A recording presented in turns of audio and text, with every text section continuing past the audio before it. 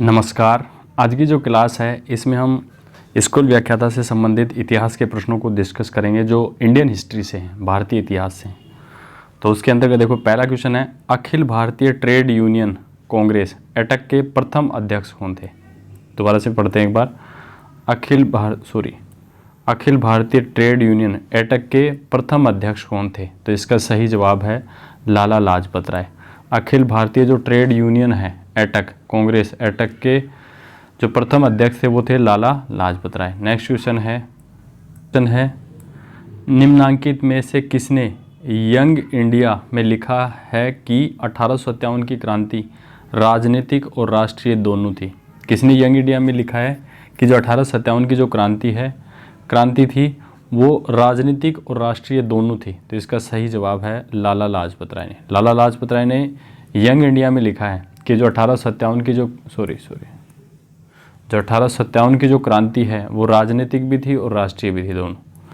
Next question देखते हैं, इनमें से किसने एज ऑफ कंसेप्ट बिल 1891 का विरोध किया था। इनमें से किसने एज ऑफ कंसेप्ट बिल जो है ना 1891 का विरोध किया था। तो इसका सही जवाब है बाल गंगाधर तिलक ने। एज ऑफ कंसेप्ट जो बिल है 1891 का विरोध किसने किया था, बाल गंगाधर तिलक ने। नेक्स्ट है, निम्नलिखित में से किसे उदारवादी नेता नहीं कहा जाता है। इसमें से कौन सा नेता है जिसको उदारवादी नेता नहीं कहा जाता है। तो देखो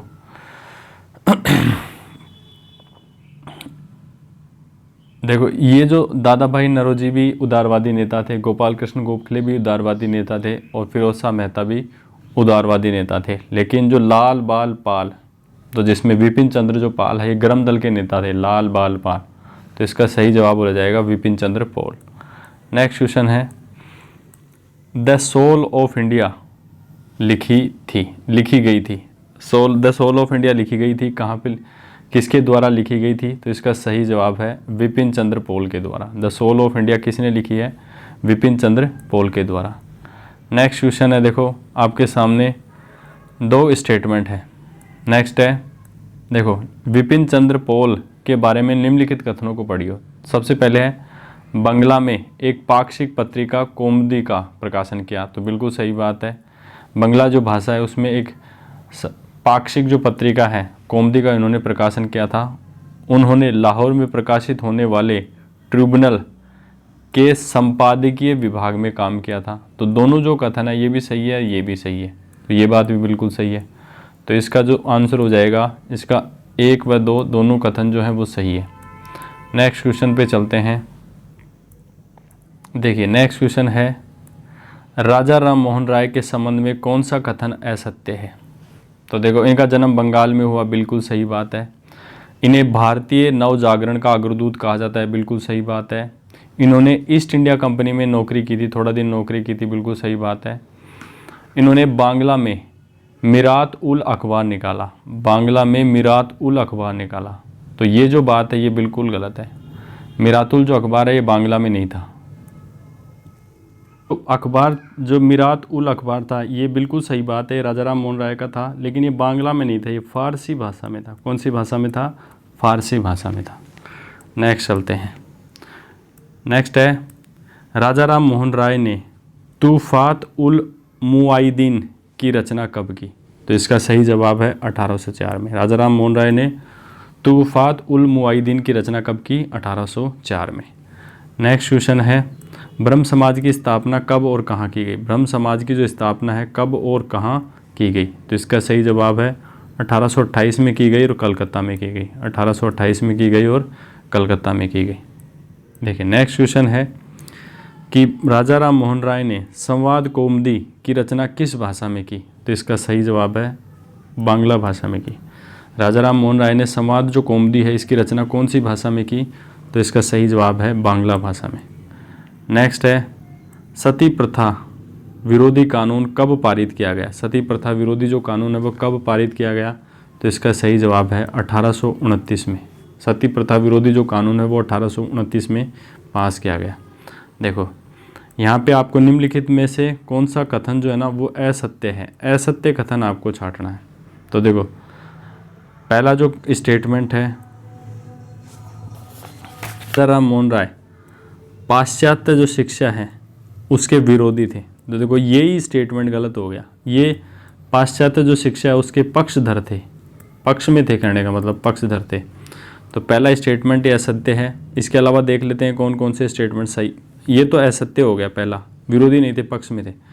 इसके अलावा देखो और स्टेटमेंट, राजा राम मोहन राय ऐसे पहले भारतीय थे जिन्होंने ब्रिटिश संसद को भारतीय मामलों में परामर्श किया। तो ये बात भी बिल्कुल सही है। ब्रह्म समाज मूर्ति पूजा के विश्वास नहीं करता था, बिल्कुल सही बात है। ब्रह्म समाज जो मूर्ति पूजा के बिल्कुल विश्वास नहीं करता था। नेक्स्ट है, राजा राम मोहन राय ने बंगाल के जमींदारों द्वारा कृषकों पर किए गए शोषण का क्या किया, विरोध किया। तो ये बात भी बिल्कुल सही है। तो पहला जो कथन है वो पाश्चात्य संस्कृत शिक्षा के विरोधी नहीं थे, पक्षधर थे। देखो नेक्स्ट क्वेश्चन है, नेक्स्ट कलकत्ता में हिंदू कॉलेज की स्थापना किसने की थी? कलकत्ता में हिंदू कॉलेज की स्थापना किसने की थी? तो इसका सही जवाब है राजा राम मोहन राय। राजा राम जो मोहन राय है इसने कलकत्ता में हिंदू कॉलेज की स्थापना की थी।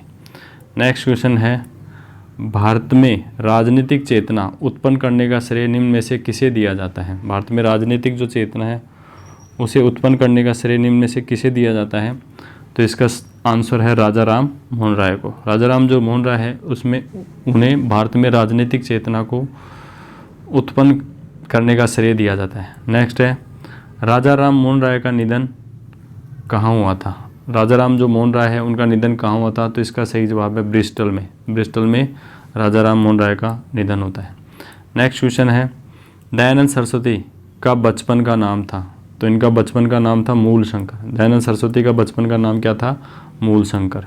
नेक्स्ट है, पाखंड पाखंडनी पाखंड खंडनी दोबारा से देखते हैं। पाखंड खंडनी पताका स्वामी दयानंद सरस्वती ने कहाँ फहराई थी? तो इसका सही जवाब है हरिद्वार में। पाखंड खंडनी जो पताका है स्वामी दयानंद सरस्वती ने कहाँ फहराई थी? हरिद्वार में। नेक्स्ट क्वेश्चन है, दयानंद सरस्वती, देखो स्वामी दयानंद सरस्वती के संबंध में असत्य कथन कौन सा है? तो देखो उन्होंने वेदों की ओर लौटो का नारा दिया, बिल्कुल सही बात है। इन्होंने देखो जो हिंदू धर्म को छोड़ के दूसरे धर्मों में लोग जा चुके हैं उनको वापस हिंदू धर्म में लौटाने के लिए उन्होंने शुद्धि आंदोलन चलाया। तो ये बात भी बिल्कुल सही है। उन्होंने वर्ण व्यवस्था को जन्म आधारित माना, मतलब उन्होंने जो वर्ण जो व्यवस्था है ना उसको जन्म आधारित माना। तो ये बात बिल्कुल गलत है, यही कथन असत्य है। स्वामी दयानंद सरस्वती ने स्वराज शब्द का प्रथम बार प्रयोग किया। तो ये बात भी बिल्कुल सही है। तो उन्होंने वर्ण व्यवस्था को जन्म आधारित नहीं माना बल्कि कर्म आधारित माना।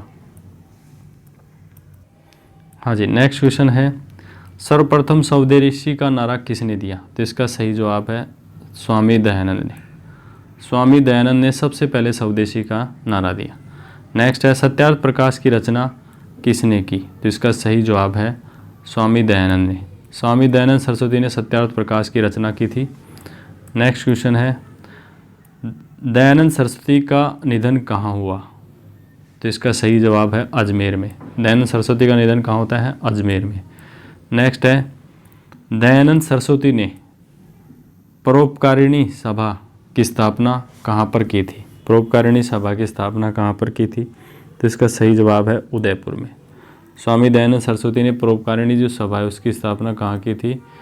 उदयपुर में की थी। नेक्स्ट क्वेश्चन है, निम्नलिखित में से किसने हिंदी भाषा को राष्ट्रभाषा स्थापित करने का पहला प्रयास किया? मतलब ऐसे कौन से विद्वान हैं जिसने हिंदी भाषा को राष्ट्रभाषा के रूप में स्थापित करने का पहला प्रयास किया? तो इसका सही जवाब है स्वामी दयानंद सरस्वती। स्वामी दयानंद सरस्वती ने हिंदी भाषा को राष्ट्रभाषा स्थापित करने का पहला प्रयास किया। नेक्स्ट क्वेश्चन है, स्वामी विवेकानंद ने शिकागो विश्व धर्म सम्मेलन में भाग लिया, कब भाग लिया था? तो इसका सही जवाब है 1893 ईस्वी में। स्वामी दयानंद सरस्वती ने शिकागो विश्व धर्म सम्मेलन में कब भाग लिया? 1893 में। नेक्स्ट क्वेश्चन है, रामकृष्ण मिशन की स्थापना कब और कहाँ की गई? तो इसका सही जवाब है रामकृष्ण मिशन की स्थापना 1897 में की गई और वेलूर में की गई। कहाँ पे की गई? वेलूर में की गई। नेक्स्ट है, रामकृष्ण मिशन का पंजीयन कब हुआ, रजिस्ट्रेशन कब होता है रामकृष्ण मिशन का? तो इसका सही जवाब है 1909 में ना रामकृष्ण मिशन का क्या होता है, पंजीयन होता है। नेक्स्ट है, स्वामी विवेकानंद के संबंध में निम्न में से असत्य कथन कौन सा है? तो देखो, पहली बात है स्वामी जी स्त्री पुनरुत्थान के प्रबल समर्थक थे, तो बिल्कुल सही बात है। स्वामी जो विवेकानंद जो थे स्त्री पुनरुत्थान के प्रबल समर्थक थे। स्वामी जी आध्यात्म को धर्म का आधार मानते थे, बिल्कुल सही बात है, आध्यात्म को धर्म का आधार मानते थे। देखो ये बात है, स्वामी जी पश्चिमीकरण के प्रबल समर्थक थे, तो ये स्टेटमेंट बिल्कुल गलत हो जाएगा। स्वामी जी की शिक्षाएं वेदांत दर्शन पर आधारित थी, बिल्कुल ये बात भी बिल्कुल सही है। तो असत्य कथन यही हो जाएगा, तो अपना सही जवाब जो हो जाएगा असत्य कथन के लिए स्वामी जी पश्चिमीकरण के प्रबल समर्थक थे। नेक्स्ट क्वेश्चन है, स्वामी विवेकानंद को किसने आधुनिक भारत का निर्माता बताया? किसने बताया? तो इसका सही जवाब है सुभाष चंद्र बोस ने। सुभाष चंद्र बोस ने स्वामी विवेकानंद को आधुनिक भारत का निर्माता बताया। नेक्स्ट क्वेश्चन है, lecture from Colombo to Almora नामक पुस्तक कब प्रकाशित हुई? Lecture from Colombo to Almora पुस्तक कब प्रकाशित हुई? इसका सही जवाब है 1897 में। Lecture from Colombo to Almora कब प्रकाशित हुई? 1897 में। तो देखो आज की क्लास में इतना ही, मिलते हैं नेक्स्ट क्लास में, तब तक के लिए नमस्कार, जय हिंद, जय भारत।